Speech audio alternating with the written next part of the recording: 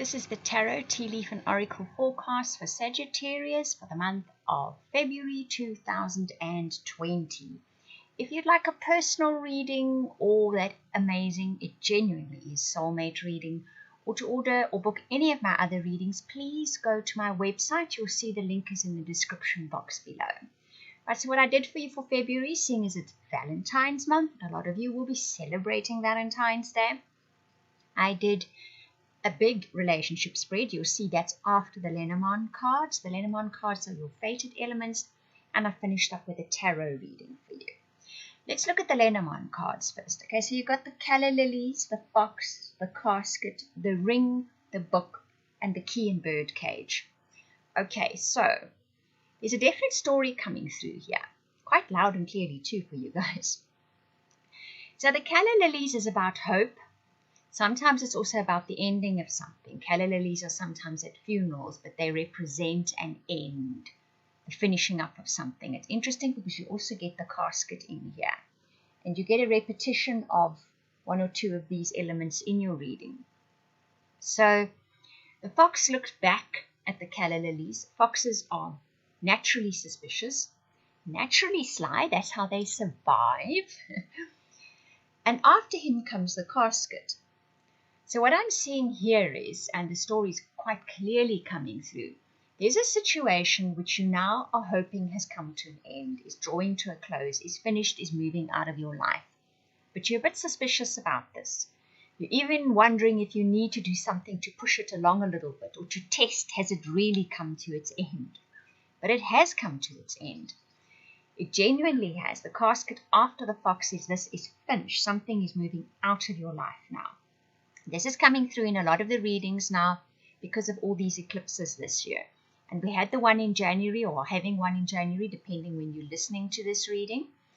So there's definitely something, and it was a full moon eclipse, so there's definitely something closed up, done and dusted, shifted out of your life. The ring comes after that. Now the ring is about promise. It can also be engagement. It's about commitment. It's about a contract. And it feels like this is a situation involving commitment, a contract, even possibly an engagement. So it is a commitment of some sort which is under sort of the light, the spotlight at the moment. It is that which has now, the situation was either stalled, you were hoping for something, it wasn't happening. Now, whatever stalled it or stopped it or tripped it up or whatever the case may be, finally moves out of your life. But it's been a long, ongoing situation, quite a long time. I think that is why you are fairly suspicious of this, or wondering, is it really over now? Because it's been for long enough that you wonder, is this just the way it's going to be from now on? What happens then to sort of clarify the situation for you is you discover something, learn something, read something, which gives you the key. It gives you the answer. It opens that cage. And then there's a rose in there. The rose is always an indication of romance, of genuine feelings, of somebody extending their feelings to you. So this is definitely geared around some kind of feelings, deep-seated feelings you have about a situation. For a lot of you, it could be relationship orientated, but I feel for some of you, it's also contractual. It's also a commitment or a contract that we are discussing here. So you finally discover something, learn something, read something, which provides you to the key or the answer that opens that cage, that opens that door, that frees you from whatever was holding you back, holding you down, stopping you, or stopping a situation from unfolding the way that you hoped it would. So that has come to an end. It will draw to a close, especially in February. I think already by the beginning of February, you're going to see this, because those first three cards say it's happening already. The last three cards say it's finished, it's improving, the commitment will be made, you will discover something that frees you, that kind of thing. So that's more the theme of what February is going to be about. But you might still be a bit suspicious. You may still be wondering, is this it? Am I finally getting my hopes? Or is the situation just going to go on forever? But it isn't. that is now over. So next up is the relationship cards. I use the romance angel cards here. I'm going to read what it says on each card, and then I'll tell you the story it's telling. So the first one is pay attention to the red flags. The signs are cautioning you. Worth waiting for, divine timing as it is at work in your love life. Give your relationship a chance. Work on your partnerships, past life relationships. You have known each other before. I see a few stories rolling out here, a few different stories. Story 1. You are being shown what not to do, the direction not to take, the response not to have, okay? There will be a very clear indication to you, don't do this, don't try that, don't say that, where relationships are concerned. Because something you've been hoping for, we saw it in your Lenormand cards, didn't we? Is going to unfold or start unfolding in February. It's a long-awaited moment, and it has timing involved. So interesting, because I was reading something on timing yesterday, and the person was saying that on a whole, in 21st century especially, we don't like the time concept. We want to speed up time. We want to speed up things. We want instantly things to happen. We don't want to deal with timing. Yet, everything is about timing. So whatever this is happening here or unfolding here, it's about timing. It's specifically about timing. It had to happen at this moment in time. So, sometimes you'll get pointers or things to guide you that will say, go this way, go that way, do this. This time it's a bit different. You're actually going to get distinct sort of indications, red flags, as that card says. Don't do this. Don't try that. Don't push it this. Don't push it that. It's going to be there for you. Because something special is happening. Something's unfolding with divine timing. Now, giving your relationship a chance says to me that this is quite possibly a relationship, an established relationship, that maybe you're going to make some kind of move or take some kind of action which is not in its best or your best interests. That final card, past life relationship, says to me that you are dealing with a past life issue. This gets me to the next interesting story. If you follow the astrology, and if you don't, I'll still tell you the story. The Saturn-Pluto conjunctions that have been happening and oppositions, and what all else not they've been doing, been dancing around each other in the sky for a while. Okay, I'm going to backtrack a bit. I also want to say, I don't know if any of you watch Robert O'Hotto, but he said something interesting the other day. He said, we tend to think as the planets as having an influence on us and exerting forces and energy on us. They're not. What they are doing is reflecting what is happening, as above, so below. They're reflecting the story that is unfolding in our lives. So we look at the astrology because it tells us the story that is unfolding. The planets can't make us do anything, they don't. But they are reflecting the story happening in our lives. So this is a fated relationship story. And what has been happening with it up to now, especially with the Saturn and the Pluto story, is you are playing out old stuff. It does not even have to be from this lifetime. In fact, I think it's not from this lifetime. I think you are playing out something from another lifetime, possibly more than one other lifetime, but with this particular person. So it's old stuff. It's old stuff that is being brought to the surface, and you are working your way through it. Now, what's interesting about that is, that says, so in this lifetime, you have the opportunity to shift out of this story. You have the opportunity to move past the story. You will get red flags to say, don't do that again. Don't to say that again. Don't go through those same motions again. You're going to be getting that.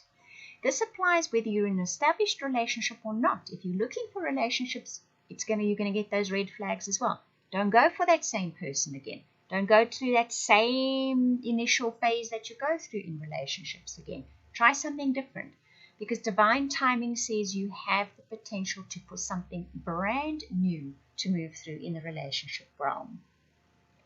And it is about divine timing. Now, I think the Saturn-Pluto opposition is, or was on the 10th of January, depending when you're listening to this. It's a major alignment. It only happens, I think, every 40 or 50 years, and this particular one in Capricorn hasn't happened in, I think, 100 and something years, if not more. So possibly more. So this is a big opportunity to shift around relationship dynamics, the way your relationships unfold, the way you approach new relationships, the type of new relationships that come in. Because what you're dealing with here is a very old relationship dynamic, a very old way of approaching and doing relationships. But you've been given the chance to completely clear that. You've worked through it. You've moved through it. Now you can move on. So you must give either an established partner a chance, or possibly give somebody new that fits completely outside of the box that you would not usually have been attracted to a chance.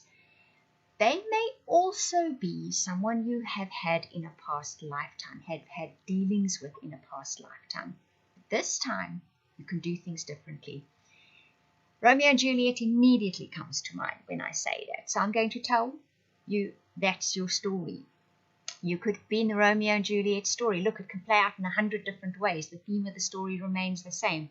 This time, the two of you get to be together. You don't end up with both of you dead because of miscommunication, other people's battles, whatever the case may be. You will be cautioned. You will be shown what not to do so that you can change the end of your story this time. It's actually quite romantic in a way, but it can be a tragedy too. So pay attention to the red flags. I don't mean literally a tragedy, but it obviously has the potential to be a brand new story. But you need to pay attention to those red flags so that you know how to make it a new story.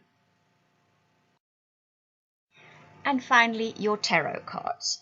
So you get the Four of Earth, you get the Major Arcana, the Wisdom card, and you get the Three of Air. Now, the fact that these three cards came up is absolutely brilliant, and they tell what's really going on here. And that long story I was telling you now, it kind of puts it in a thimble, because that final card, the Three of Air, speaks about repeating something until you understand it, until you learn.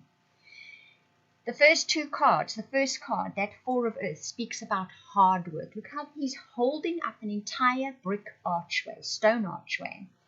The blood is running down him because he's been working hard. The bee is the sign of the ultimate worker, the worker that works endlessly, that will sacrifice his life for the work. He does not think. He just obeys every instinct he is given.